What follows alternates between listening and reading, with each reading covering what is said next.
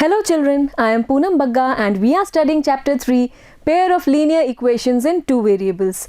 In our previous class, we started exercise 3.3 and completed question 1 and 2 based on the method of substitution to find the solution of a pair of linear equations in two variables. Today we will be continuing the same exercise and completing it. Here is question number 3. Form the pair of linear equations for the following problems and find their solution by substitution method. Here some statement problems or word problems have been given. First we will read out the question, form the equations, a pair of equations, and then solve them by the method of substitution. The first one is the difference between two numbers is 26 and one number is 3 times the other. अब आप देखिए यहाँ पर दो informations हमें दी हुई हैं दो नंबर्स को लेकर. And these two informations, here we will be forming two equations on the basis of these two informations and find out the numbers. We have to find the numbers. So first let us take the numbers to be x and y. दोनों unknown है तो हम उनको x और y से denote करते हैं. We begin the solution. Let the numbers be x and y such that now you see that their difference is 26. अब अगर डिफरेंस 26 है इसका मतलब दोनों नंबर्स इक्वल तो नहीं है, एक बड़ा है और एक छोटा है, तो इन दोनों में से हम मान लेते हैं कि x is greater than y. Let the numbers be x and y such that x is greater than y. Then according to the question,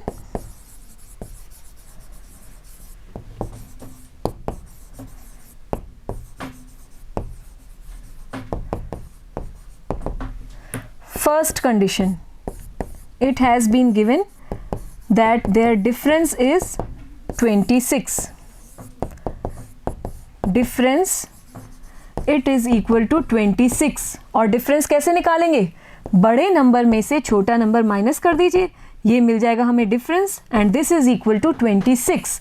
ये मिल गई हमें first equation. ठीक है. Next it is given one number is 3 times the other.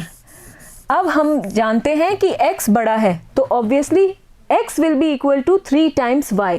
जो छोटा number है उसी को 3 से मल्टीप्लाई करेंगे तभी तो वो बड़ा बनेगा और बड़े नंबर के इक्वल आएगा. तो यहाँ कंफ्यूज नहीं होना है कि हमें किसे 3 से मल्टीप्लाई करना है. आप देखिए कि जो बड़ा नंबर है that will be equal to 3 times the other. बड़ा नंबर है हमारा x, इसके लिए हम लेंगे इक्वल टू 3 टाइम्स मतलब 3 इंटू और other number it is equal to y. बात समझ में आई?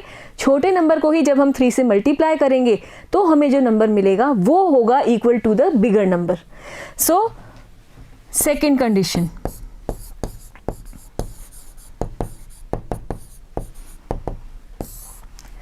it has been given that one number that will be x is equal to 3 times 3 into the other number that is y.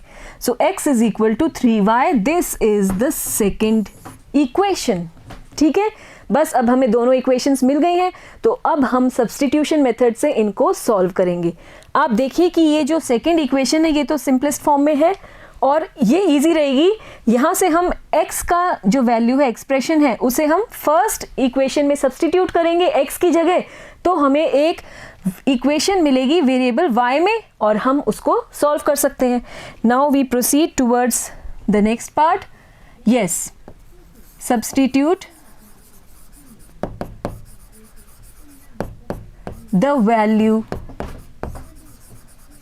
Of x from equation 2 in equation 1. We get, what do we get? The first equation is x minus y equal to 26 और x की जगह अब हम लिखने वाले हैं 3y. देखिए आप सेकेंड इक्वेशन से हमें एक्सप्रेशन मिल रहा है 3y, तो 3y को अब हम यहाँ पर सब्स्टिट्यूट कर रहे हैं x की जगह. So 3y minus y it is equal to 26. Now it will be equal to 2y equal to 26 और यहाँ से y हमें मिलेगा 26/2 इक्वल टू 13। तो y की वैल्यू मिल गई हमें अब, और यही y की वैल्यू जब हम इस एक्सप्रेशन में रखेंगे x इक्वल टू 3y, या कह लीजिए इक्वेशन नंबर 2 में रखेंगे, तो हमें x की वैल्यू भी मिल जाएगी। So we write here substituting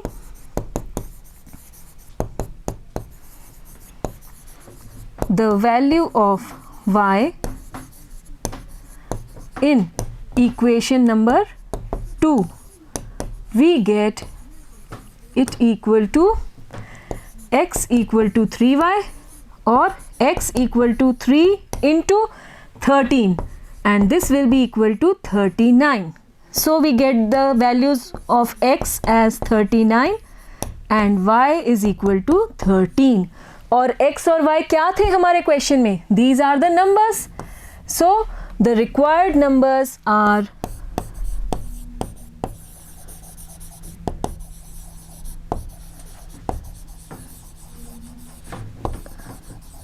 39 and 13। और आप अपना आंसर वेरीफाई भी कर सकते हैं, दोनों का डिफरेंस निकाल के देखिए, क्या हमें 26 मिल रहा है? 39 माइनस 13, आप देखेंगे yes we are get it equal to 26। और आप देखेंगे कि 39 जो है वो है 3 टाइम्स दिस नंबर 13। तो दोनों ही कंडीशंस हमारी सेटिस्फाई हो रही हैं, इसका मतलब हमने सही आंसर निकाला है। Got it? The answer is correct. Now we proceed towards the next part and it says the larger of two supplementary angles exceeds the smaller by 18 degrees. Find them. यहाँ पर बात हो रही है दो एंगल्स की, और ये कौन से एंगल्स हैं? ये हैं supplementary angles. Can you tell me what are supplementary angles? Yes, two angles whose sum is 180 degree are called supplementary angles. तो यहाँ पर दो एंगल्स हैं जिनका सम 180 होना चाहिए, और हमें दिया है कि the larger angle exceeds the smaller by 18 degrees. तो पहले हम दोनों ही एंगल्स अननोन हैं तो उन्हें x और y नाम देते हैं। We begin the solution. Let the larger angle, अब आप देखिए दो एंगल्स हैं, एक तो है लार्जर एंगल और एक है स्मॉलर एंगल। तो हम लार्जर एंगल को मान रहे हैं x, ठीक है। Let the larger angle be x and let the smaller angle be y.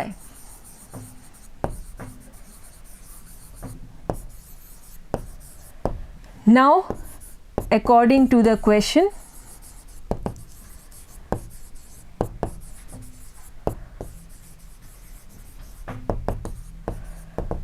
first condition that has been given, it has been given that the two angles are supplementary. So we know that the angles whose sum is 180 degree are called supplementary angles.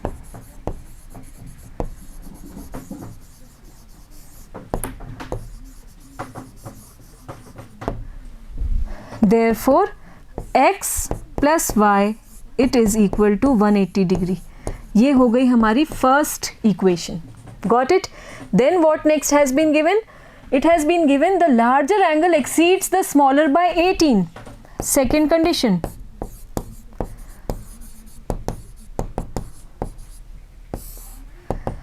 Exceeds का मतलब क्या हुआ? छोटे से बड़ा है। छोटा angle जो है उससे बड़ा एंगल कितना बड़ा है? 18 डिग्रीज बड़ा है। और we can say that x is equal to y plus 18 degrees. This is your second equation. Larger angle exceeds मतलब ज़्यादा है स्मॉलर एंगल से बाय 18 डिग्रीज, उसी को हमने इक्वेशन फॉर्म में रिप्रेजेंट कर दिया है। Now what we have to do, दोनों इक्वेशंस में से आप देखिए ये x की वैल्यू हमें इस इक्वेशन में मिल रही है y प्लस 18। अगर हम ये एक्सप्रेशन इक्वेशन 1 में सब्सटीट्यूट कर दें x की जगह तो हमें y में एक इक्वेशन मिलेगी वेरिएबल y में, और उससे हम y की वैल्यू इजीली फाइंड आउट कर सकते हैं। Let us proceed further. Substituting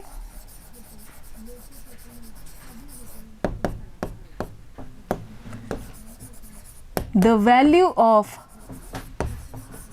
x from equation 2 in equation number 1, we get, what is equation 1? First have a look. X plus y equal to 180 और x की value क्या ले ली हमने? y plus 18 degree. This is equal to, now sum is 180 degree. ठीक है, अब देखिए x का एक्सप्रेशन क्या आ रहा है? y plus 18. उसी को हमने यहाँ पर x की जगह ये रिप्लेस कर दिया है. अब आप इसको सॉल्व करिए. y कितने हो गए? 2y. y plus y will be 2y plus 18 degree equal to 180 degree. 2y will be equal to 180 minus 18. You will get it equal to 162 degrees. Then y will be equal to 162 upon 2 equal to 81 degrees. Next, अब अगर हम y की ये value x के इस expression में substitute कर दें इक्वेशन 2 में, तो हमें x की वैल्यू भी मिल जाएगी. So we write here substituting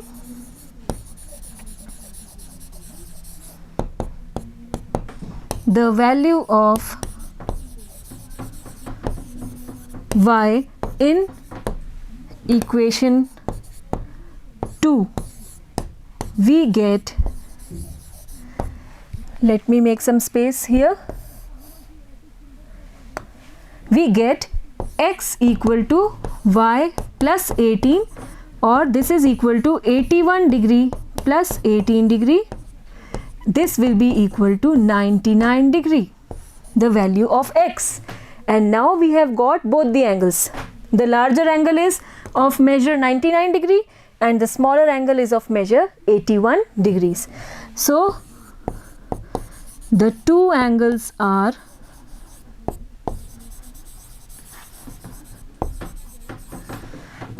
(99 degree and 81 degree.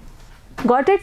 You can check your answer by adding these two angles. दोनों को आप ऐड करिए, आप देखेंगे sum will be 180 डिग्री. तो है ये supplementary angles और आप दोनों का डिफरेंस देखेंगे तो आप देखेंगे it will be equal to 18 degrees. So this means that the larger angle exceeds the smaller angle by 18 degree. देखिए आप 18 ऐड करके हमें ये वैल्यू मिली है. We move towards the third part. The coach of a cricket team buys 7 bats and 6 balls for rupees 3,800. Later she buys 3 bats and 5 balls for rupees 1,750. Find the cost of each bat and each ball. जब भी इस तरह के questions होंगे जहाँ पर 2 items are being bought और purchased, वहाँ हम किससे शुरू करेंगे? Cost of each item, उसको हम x और फिर cost of the other item, each other item, उसको हम y मानकर चलेंगे और इक्वेशंस बहुत इजीली बनती हैं ऐसे क्वेश्चंस में. So first we begin by assuming the cost of each bat. Let the cost of each bat be rupees x and let the cost of each ball be rupees y. ठीक है. Now according to the question, what two informations have been given? According to the question, first equation कहाँ से मिलेगी? देखिए आप 7 bats, एक bat की cost है x रुपीस, तो 7 बैट्स का कॉस्ट हो जाएगा 7x और ऐसे ही एक बॉल की कॉस्ट है y रुपीस, तो 6 बॉल्स आएंगी 6y रुपीस में और दोनों का टोटल हो जाएगा 3,800. इससे हमें फर्स्ट इक्वेशन मिल रही है 7x plus 6y equal to 3,800. First equation. ठीक है. Now next what has been given? 3 bats and 5 balls. तो 3 बैट्स का कॉस्ट हो जाएगा 3x और 5 बॉल्स का कॉस्ट हो जाएगा 5y. इससे हमें इक्वेशन मिलेगी 3x plus 5y equal to 1750. ये हो गई equation number 2. Now we will be separating the variables in one of these equations. आप देखिए सेकंड इक्वेशन में नंबर्स थोड़े छोटे हैं तो हम इसी को लेते हैं। यहाँ से हम x और y को सेपरेट करके x का एक्सप्रेशन निकालेंगे y की टर्म्स में और फिर उसको हम सब्सटीट्यूट करेंगे इक्वेशन 1 में। ठीक है, now from equation 2 we get x equal to 1750 minus this 5y। ये 5y इधर जाके माइनस में हो गया और 3 यहाँ पर डिवीजन में आ जाएगा। We can write it directly. Let this be equation number 3। ठीक है, आप देखिए x और y सेपरेट हो गए और x को हमने y की टर्म्स में लिख दिया है। और ये एक्सप्रेशन हमने कौन सी इक्वेशन से लिया है? हमने लिया है ये इक्वेशन नंबर 2 से। तो अब हम इसी एक्सप्रेशन को इक्वेशन 2 में नहीं रखेंगे, ये तो इक्वेशन 2 से ही तो हमने लिया है, तो वापस इक्वेशन 2 में नहीं रखना है। किस में रखना है? इस एक्सप्रेशन को रखेंगे अब हम इक्वेशन नंबर 1 में। बात समझ में आई? जिससे हम एक्सप्रेशन बना रहे हैं उसमें वापस सब्सटीट्यूट नहीं करना है, बल्कि दूसरी इक्वेशन में उसको सब्सटीट्यूट करना है इन प्लेस ऑफ x। ठीक है, so we move here next page. Substituting the value of x from equation 3 in equation 1, we get, what is the first equation? It is 7x plus 6y equal to 3800 और 7 into, now in place of x हम रखने वाले हैं ये expression. देखिए आप, it is 1750 minus 5y upon 3, then we have plus 6y equal to 3800। ठीक है, अब ये 7 जो है दोनों नंबर से मल्टीप्लाई होगा। If we multiplied by this number we will get 7 0 0, 7 5 35, 3 carry, 7 7 49 and 3 it will be 52, 5 carried, 7 1 7 and 5 it's 12. Next 7 5 35 y upon 3 plus 6y equal to 3800। अब आप देखिए कि ये नीचे जो 3 है ये हमें डिस्टर्ब कर रहा है। इस 3 को हटाना होगा और सिंप्लीफाई करना होगा इक्वेशन को। तो इसी 3 से सभी टर्म्स को मल्टीप्लाई कर देते हैं तो हमें क्या मिलेगा? We will get this one as 12250 minus 35y plus ये 3 6 से मल्टीप्लाई होगा, इट विल बी 3 6 18 और 3 से ही इसको मल्टीप्लाई करेंगे अगर हम, 3 8 24, 2 कैरेड, इट विल बी 11,400। ये कैसे आया आप देखिए, अगर हम 3 से मल्टीप्लाई करेंगे तो ये आ गया यहाँ पर मल्टीप्लाई बाय 3, 3 से 3 कैंसिल हो जाएंगे और इसको भी 3 से मल्टीप्लाई करेंगे तो ये 18 आ गया, इसको 3 से मल्टीप्लाई करेंगे तो ये मिल जाएगा। यहाँ पर 3 से 3 कैंसिल हो गया तो यही एज इट इज़ बच जाएगा। समझ में आई आपको बात? Let me just erase this.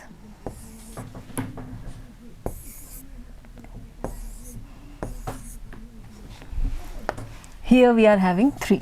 ठीक है, now these two terms are with the variable y, तो ये दोनों आपस में मर्ज हो जाएंगी। यहाँ बचेगा 12250, this will be minus 17y equal to 11400। ये माइनस 17y को हम RHS में ले जाते हैं, ये नंबर यहीं रहेगा और 11,400 को LHS में ले आएंगे तो ये हो जाएगा माइनस में और 17y RHS में जाके प्लस में। If you now subtract, what do you get? 50 and then 12 minus 4 it's 8, 850 equal to 17y। यहाँ से हम y की वैल्यू इजीली निकाल सकते हैं। 17y equal to 850, y equal to 850 upon 17 and this will give you y equal to 50। ये आ गई y की वैल्यू। अब y की वैल्यू आने के बाद हमें क्या निकालना है? x की वैल्यू, और वो कहाँ से मिलेगी? इस एक्सप्रेशन में, इक्वेशन 3 में अगर हम y की जगह 50 रिप्लेस कर देंगे, सब्सटीट्यूट कर देंगे तो x की वैल्यू हमें मिल जाएगी। So we proceed further, substituting the value of y in equation number 3, we get x equal to, it is 1750 minus 5y upon 3 और y की वैल्यू हमें मिल गई है 50. सो 1750 माइनस 5 इंटू 50 अपॉन 3. यहाँ से हमें मिलेगा 1750 minus it will B 250 upon 3. 17 minus 2 it will be 15. 1500 upon 3. यहाँ हम x की वैल्यू निकाल रहे हैं और ये x will be equal to 500. और अब याद कीजिए कि ये x और y क्या है.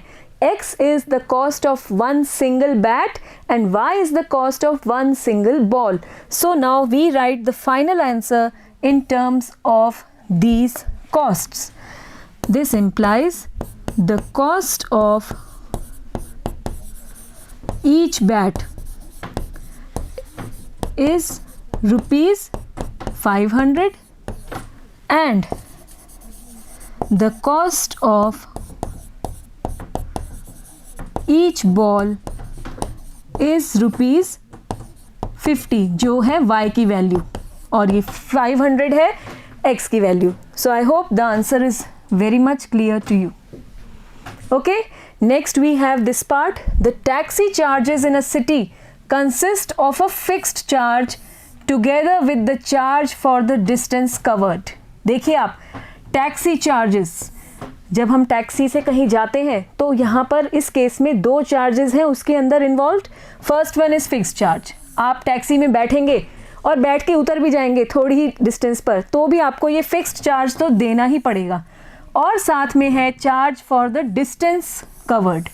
For a distance of 10 kilometres the charge paid is rupees 105 and for a journey of 15 kilometers the charge paid is rupees 155. What are the fixed charges and the charge per kilometer? ये दो charge पूछे हैं तो ये हो गए दो unknowns. तो क्यों ना हम इसे x और इसे y मान लें और हमारा क्वेश्चन हम इजी बना दें. Then how much does a person have to pay for traveling a distance of 25 kilometers? इसको हम बाद में कंसिडर करेंगे, पहले हम इस फर्स्ट पार्ट को देखते हैं. तो we begin by assuming let the fixed charge be rupees x and let the charge मतलब किराया आप समझ रहे होंगे. let the charge per kilometer be rupees y. ठीक है. then according to the question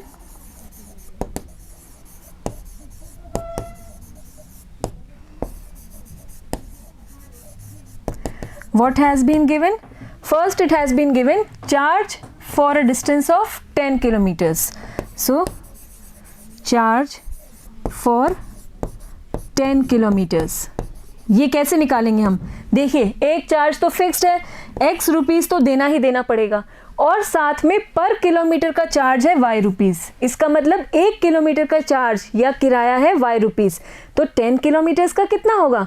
obviously it will be 10 into y. आप देखिए इट विल बी 10y और ये टोटल चार्ज हमें दिया हुआ है इक्वल टू रुपीज़ 105. ये हो गया 105 के इक्वल. बात समझ में आ रही है? ये इक्वेशन सही बनाना ज़रूरी है तभी तो हम सही आंसर कर पाएंगे, सही सॉल्यूशन ले पाएंगे. तो पहले ये इक्वेशन सही होनी चाहिए. ये है फिक्स चार्ज और ये है 10 किलोमीटर्स का चार्ज. पर किलोमीटर के चार्ज से मल्टीप्लाई करके जो है rupees y. Now what next has been given? It has been given for a journey of 15 kilometers the charge is rupees 155. So charge, or we should say charges for 15 kilometers. It is equal to, अब fixed charge तो देना ही पड़ेगा x rupees और पर kilometre अगर हमारा किराया है y रुपीज़ तो 15 किलोमीटर्स का क्या हो जाएगा? 15 इंटू वाई. ये हो गया 15y और टोटल चार्जेस ये हो गए इक्वल टू 155. ये यहाँ पर हमें दिया हुआ है. ये हो गई हमारी second equation. This was your first equation, this is your second equation. ठीक है, अब हमें इन्हें सॉल्व करना है सब्स्टिट्यूशन मेथड से. तो आप कौन सी इक्वेशन से पहले x का एक्सप्रेशन फाइंड आउट करेंगे? इक्वेशन 1 लेते हैं, यहाँ से हमें x का एक्सप्रेशन मिल जाएगा और फिर वो हम रखेंगे इक्वेशन 2 में. So we write here from equation 1 we get x equal to 105 minus 10y. देखिए आप, ये 10y यहाँ प्लस में है, RHS में जाके माइनस में हो गया और इसे हम नाम देते हैं इक्वेशन 3. ठीक है, तो x का एक एक्सप्रेशन मिल गया हमें y की टर्म्स में. अब हम इसे कौन सी इक्वेशन में सब्स्टिट्यूट करेंगे? बिल्कुल, क्योंकि हमने इसे इक्वेशन 1 से बनाया है तो इक्वेशन 1 में तो नहीं रखेंगे वापस. अब हम इसे रखेंगे इक्वेशन नंबर 2 में. और किसकी जगह? इस x की जगह. बात समझ में आई? So we proceed further. Substituting the value of x from equation number 3 in equation 2, we get, first we write second equation, it is x plus 15y equal to 155. अब इसमें हम रख रहे हैं ये expression 105 minus 10y, 105 minus 10y plus 15y equal to 155. अब आप देखिए ये सिंगल वेरिएबल में इक्वेशन हो गई y में, और इसको हम इजीली सॉल्व कर सकते हैं. 105 minus 10 plus 15, it will be plus 5y equal to 155.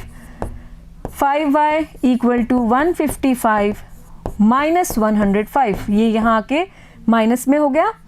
5y equal to, it will be 50. देखिए आप, 5 माइनस 5 0, 15 माइनस 10 इट्स 5, और यहाँ से y की वैल्यू मिल गई हमें 10. देखिए आप, 50 upon 5 it will give us 10. y is the charge पर किलोमीटर. अब हम ये y की वैल्यू अगर इस एक्सप्रेशन में रखें इक्वेशन 3 में, तो हमें इजीली x की वैल्यू मिल जाएगी. So we write further here, substituting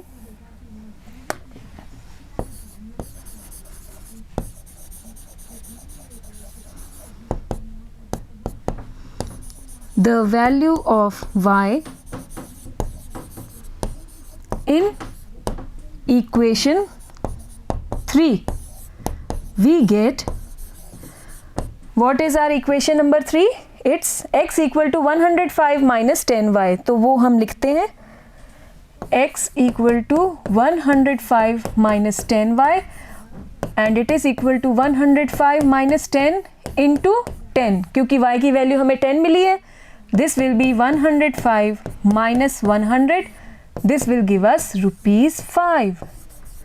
So this means that x is equal to 5 and y is equal to 10.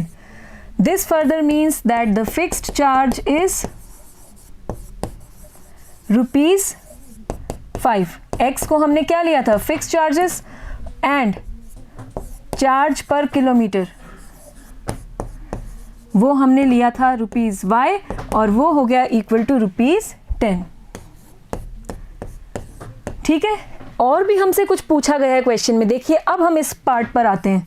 How much does a person have to pay to travel a distance of 25 kilometres. तो अब हमें 25 kilometres के लिए किराया निकालना है, या कह लीजिए चार्जेस फॉर 25 किलोमीटर्स. ये कैसे होगा? x plus 25y. देखिए ये तो फिक्स चार्ज x और पर किलोमीटर का कॉस्ट है या फेयर है रुपीज़ y, तो 25 किलोमीटर्स का हो जाएगा 25 into y.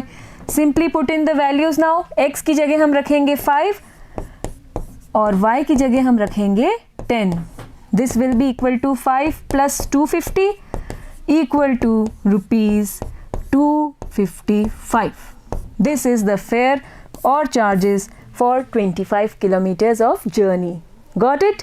It's easy if you understand it, otherwise it will be difficult. So go through the question once again if you have any doubt and do it on your own also. Then we have this part. A fraction becomes 9 by 11 if 2 is added to both the numerator and the denominator. Now, if 3 is added to both the numerator and denominator, it becomes 5 by 6. Find the fraction. यहाँ हमें fraction निकालना है और ये numerator denominator की कुछ conditions दी हुई हैं. तो अननोन क्या है? दो अननोन है और वो क्या है? Yes, the numerator is also unknown, denominator is also unknown. So first we assume, let the numerator of the fraction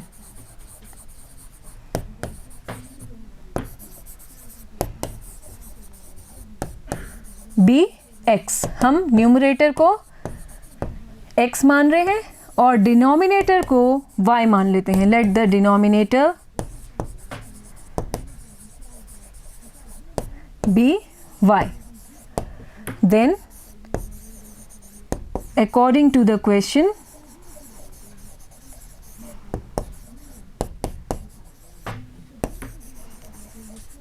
first condition that has been given, let us have a look at it. It has been given that if 2 is added to both the numerator and denominator, it becomes 9 by 11. तो आप देखिए numerator है x और denominator है y, दोनों में ही 2 add कर रहे हैं, प्लस 2 दोनों में ऐड कर दिया, तो ये इक्वल टू किसके बन गया? ये बन गया इक्वल टू 9 by 11. ठीक है, this is the first equation but it is not in its simple form.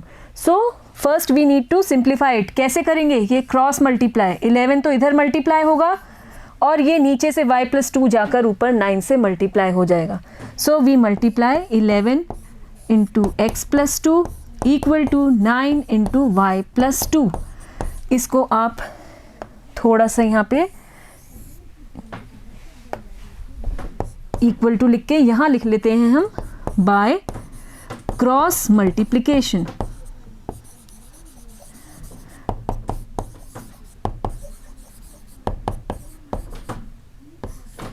इससे देखिए आप क्या मिलेगा. Let us move further. 11 into x plus 2 equal to 9 into y plus 2. Solve करते हैं. It will give us 11x plus 22 equal to 9y plus 9 2 ज़ा 18. ठीक है. Next it will be 11x minus 9y equal to 18 minus 22 और 11x minus 9y equal to minus 4. This is your first equation. ठीक है. Then we proceed towards the second condition. यहाँ पर तो हमने सिंप्लीफाई किया है, कोई ज़्यादा काम नहीं है यहाँ पर. जो भी किया है सिर्फ प्लस माइनस जो आपको आता है इजीली इक्वेशन सॉल्व करना. Next it has been given 3 is added to both the numerator and the denominator, then it becomes 5 by 6. अब हमारे पास न्यूमरेटर वही है और डिनोमिनेटर भी वही है x एंड y. इनमें अब हम 3 ऐड कर रहे हैं plus 3, then it is becoming equal to 5 by 6. फिर से हम क्रॉस मल्टीप्लाई करेंगे. 6 को मल्टीप्लाई करेंगे x प्लस 3 से और 5 will be multiplied by y plus 3. ये नीचे से ऊपर और ये यहाँ पर क्रॉस में. 6x प्लस 6 3 ज़ा 18 इक्वल टू 5y प्लस 5 3 ज़ा 15. This will give us 6x minus 5y equal to 15 minus 18 और वी कैन से 6x minus 5y equal to minus 3. This is your equation number 2. मिल गई हमें दोनों equations. बस अब इन्हें हम substitution method से simplify करते हुए solve करेंगे. So we take an expression for x from equation number 2. From equation 2 we get 6x minus 5y equal to minus 3. देखिए आप यही है और यहाँ से हम x का एक्सप्रेशन क्या ले सकते हैं. देखिए 5y यहाँ माइनस में उधर जाके प्लस 5y और ये तो माइनस 3 है और ये 6 आ जाएगा नीचे डिनोमिनेटर में, डिवीजन में. इसे हम नंबर 3 नाम दे रहे हैं. ये एक्सप्रेशन हमें मिला है इक्वेशन 2 से, तो इस एक्सप्रेशन को हम वापस इक्वेशन 2 में नहीं रखेंगे बल्कि हम रखेंगे इक्वेशन 1 में. So we write here substituting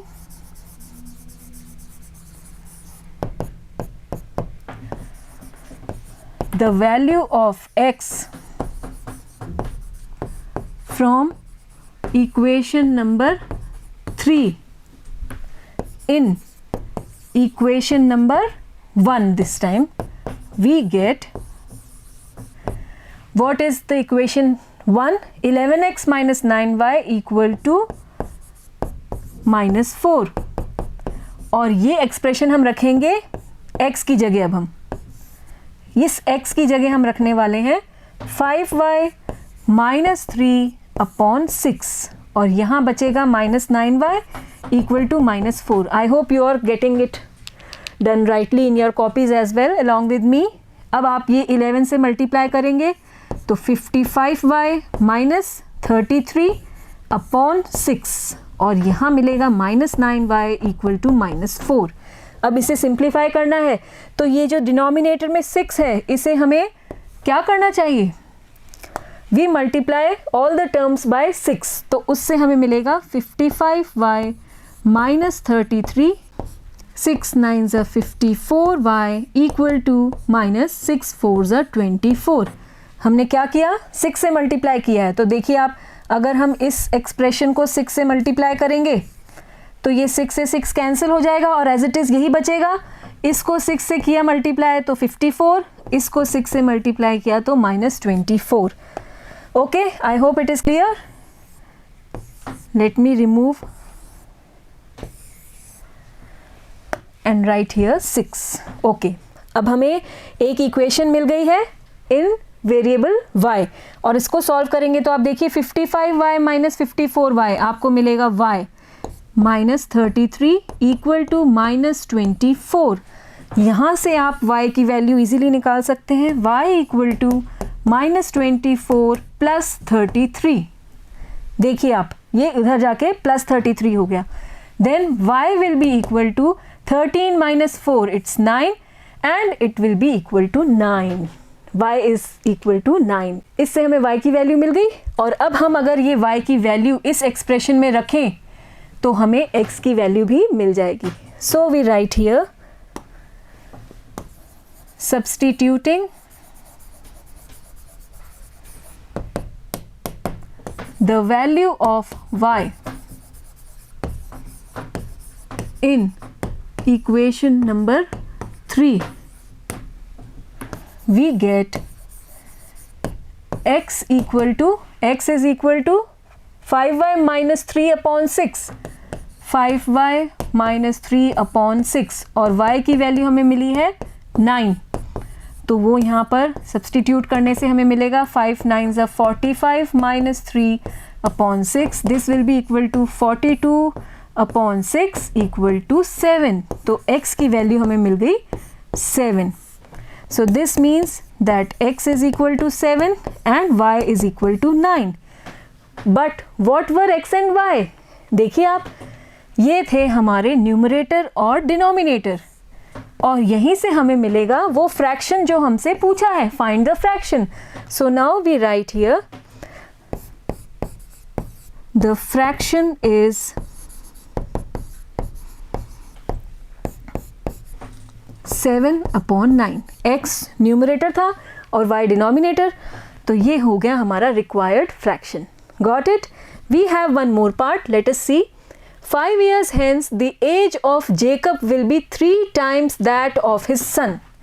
अब यहाँ पर एज का क्वेश्चन आ गया है. दो कंडीशंस दी हुई है. 5 years hence मतलब after 5 years and 5 years ago इसका मतलब 5 years back, पहले.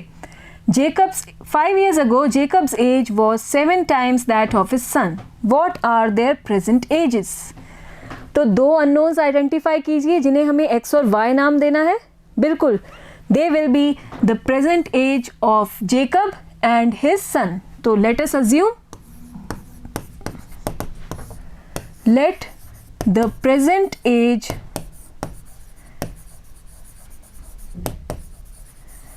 ऑफ जेकब, जब हम प्रेजेंट एज कुछ अज्यूम करेंगे तभी तो हम 5 साल बाद या 5 साल पहले की बात कर सकेंगे।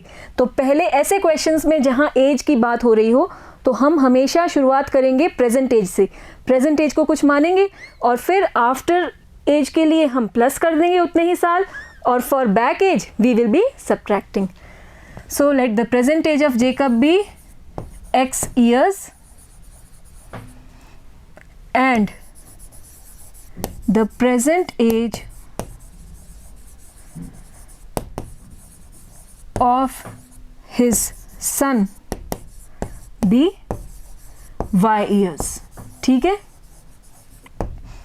Now first condition that has been given, it is based on 5 years hence. 5 years hence मतलब after 5 years. After 5 years Jacob's age क्या हो जाएगी वो बताइए आप। Will B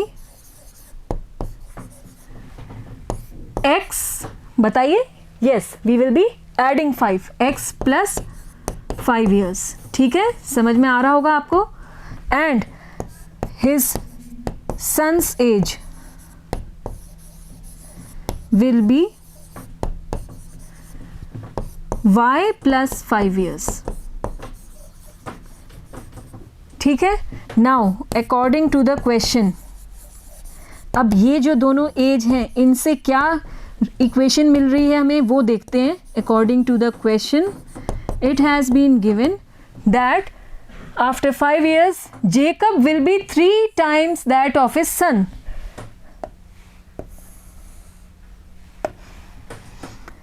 Jacob's age, it will be 3 times son's age। यही तो बात हो रही है यहाँ पर। After 5 years, mind it। तो आप देखिए Jacob's age is x plus 5 after 5 years and this is equal to 3 times son's age which is y plus 5। यहाँ से हमें मिलेगा x plus 5 equal to 3y plus 15, और आप अगर ये 5 को उधर ले जाएं तो हमें एक एक्सप्रेशन सीधे ही मिल जाएगा x के लिए। It will B 3y plus 15 minus 5। This implies that x is equal to 3y and 15 minus 5 it's 10 plus 10। ये हो गई हमारी फर्स्ट इक्वेशन। ठीक है, समझ में आया आपको? I hope it is clear to you. हमने पहले प्रेजेंट एज मान ली दोनों की, एक x और एक y, और 5 years लेटर हमने इन दोनों एजेस के लिए ये इक्वेशन बनाई अकॉर्डिंग टू द क्वेश्चन। दिया है कि after 5 years Jacob's age is 3 times son's age, और वो दोनों यहाँ पर रखकर सिंप्लीफाई करके हमें फर्स्ट इक्वेशन मिल गई है। Next the second condition relates to 5 years ago. तो हम चलते हैं नेक्स्ट पेज पे और लेते हैं second condition. 5 years ago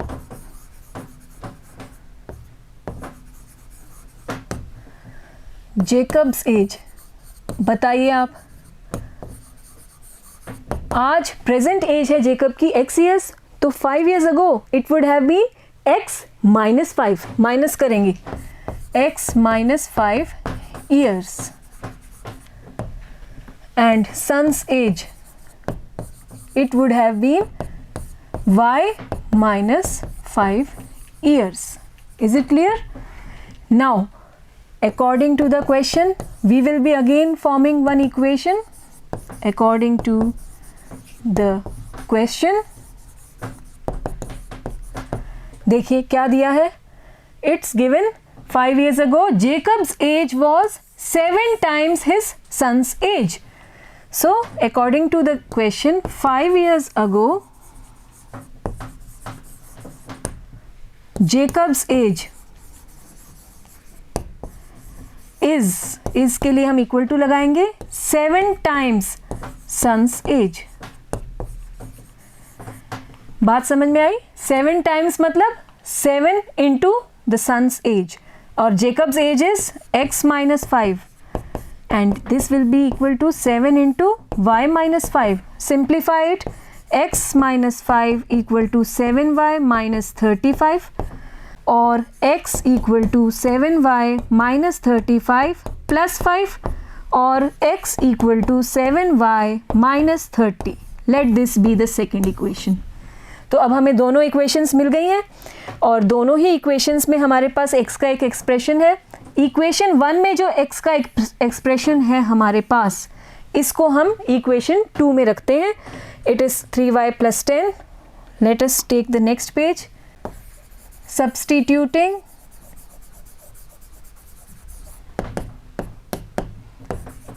the value of x from equation 1 in equation 2, we get the equation is x equal to 7y minus 30. ठीक है.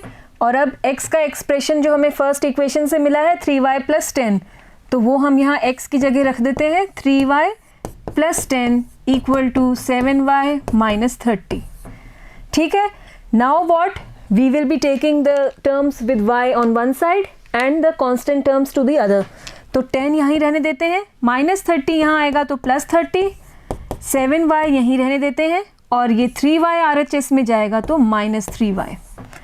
This will give us 40 equal to 4y, or we can say y equal to 40 upon 4 equal to 10. Or now substituting this value of y in equation number 1, हमें x की value मिल जाएगी.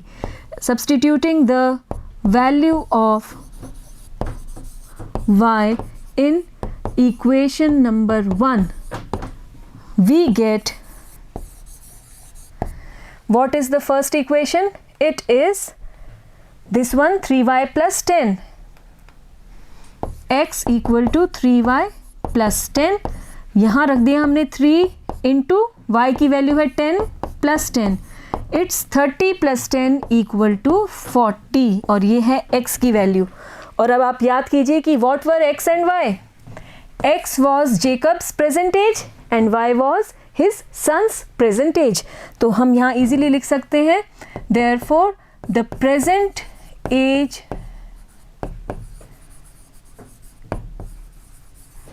of Jacob is 40 years and that of his son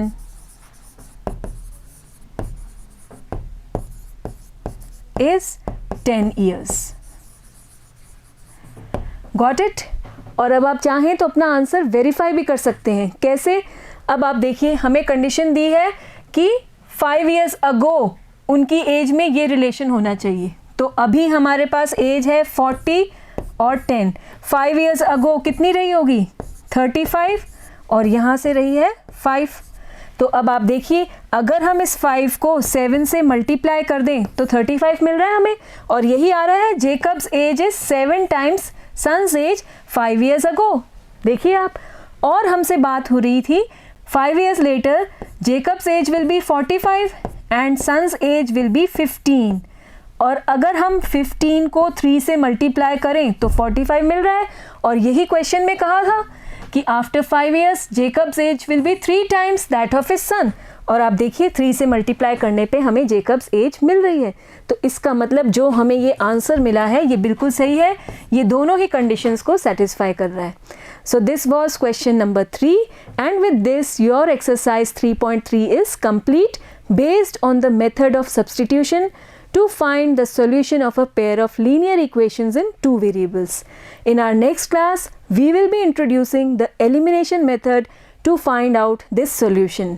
Till then, practice all these questions and try to form the equations on your own and then solve them. Goodbye.